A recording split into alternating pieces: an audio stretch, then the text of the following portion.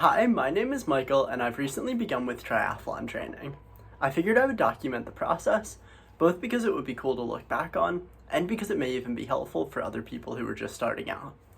In this video, I'll share my general training approach, my thought process behind how I'll avoid the heat, and what a day of triathlon training looks like for me on one of the hottest summer days. For my training, what I like to do sometimes is to do all three components of triathlon, swimming, biking, and running, on one day, and then to rest for the entire next day. This way, I can start getting used to swimming, biking, and running in that order, and then give my legs enough time to rest before I do it again. This isn't always what I do. Sometimes I'll break up the training over multiple days or rest for longer if needed, but on this day, I plan to do all three. On this day, the high temperature was 99 degrees Fahrenheit or 37 degrees Celsius. So my objective was to avoid the heat and sun as much as I could. Part of this is how I time my training. Here's what my days have looked like so far when I do this type of training, just in terms of when I eat and train. At 10 or 11 a.m., I wake up and eat breakfast. I eat lunch around 2 or 3 p.m. At around 5:30, I get my things ready to go and bike to the pool. I swim from around 6 to 7, I bike from around 7:30 to 8:30, I eat dinner at 9, and I run anytime after. My thought process behind this is, the UV index indicates how strong the sun's rays are and how likely they are to cause sunburn. This is how it looks over the course of a warmer summer day.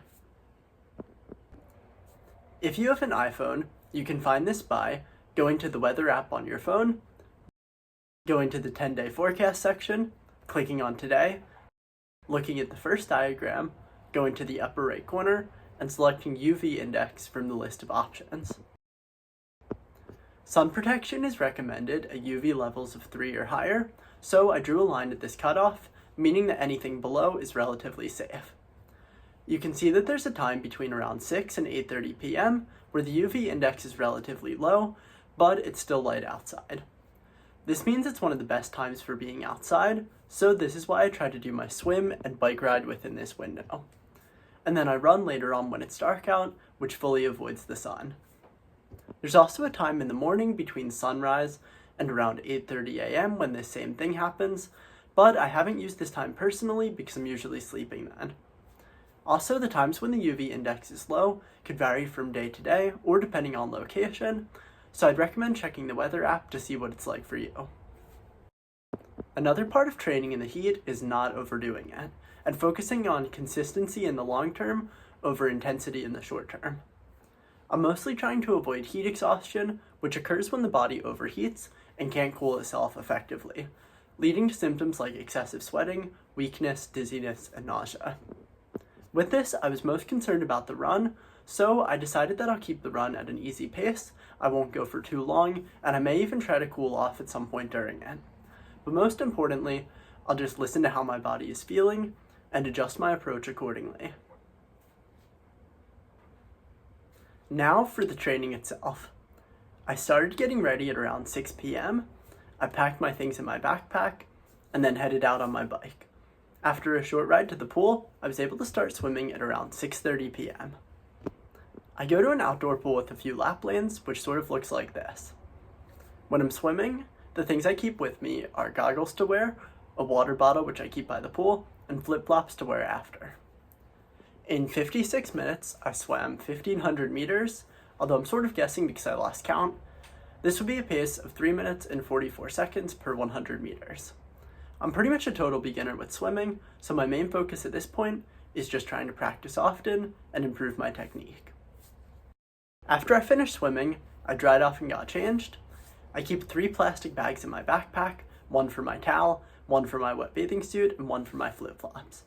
This way the backpack itself stays dry while I bike. I then ate some food, around 200 calories, and began my bike ride from there. Around this time of day, there's usually a super cool sunset, which I never stopped to take a picture of until today. Usually I'll eat some more food, around 100 calories, as I'm riding, but today I wasn't hungry because I ate lunch late. In total, I biked 10.8 miles in 52 minutes and 44 seconds. So this is a pace of 12.3 miles per hour. I got back just before dark. I hung my swimming stuff up to dry, and then I ate dinner. Then, around 11:45 p.m., I headed out for my run. I wear this reflective vest for all the night runs I do. While I try to avoid cars entirely, it's good to have the extra visibility in case it's ever needed. It was still really warm out, but I was able to run for longer than expected. I ended up running 8.2 miles in 1 hour and 18 minutes, so my average pace was 9:35 per mile. Running at a relatively slow, consistent pace and taking my shirt off helped me to prevent from overheating.